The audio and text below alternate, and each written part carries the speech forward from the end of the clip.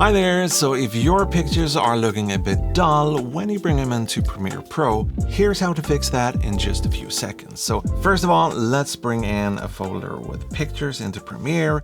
Let's open that and select all the pictures in that folder by holding down Shift or Command if you're a Mac user. Yeah, you know the drill. Now, with everything still selected, right click and go to Modify, go to Color, and then check Override Media Color Space. Choose Rec 709 like this, and you're done.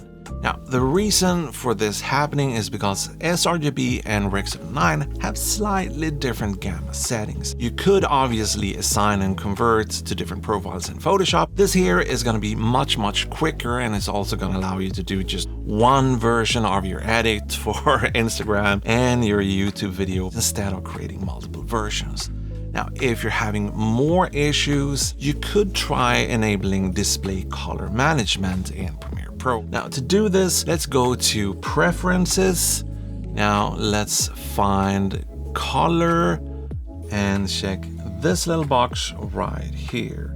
Now, this, like I said, gives Premiere control over your monitor's color settings, so hopefully what you see in Premiere when you're editing and grading is going to be the same thing that ends up on YouTube later on. It's also one of the first steps if you're a Mac user and you're dealing with that dreaded made-up Apple Gamma. But that's going to be it. Hope this helps you to get better looking, plumper, juicier photos in your YouTube videos and yeah, all that. So thank you for watching, and I'll see you in the next one. Bye.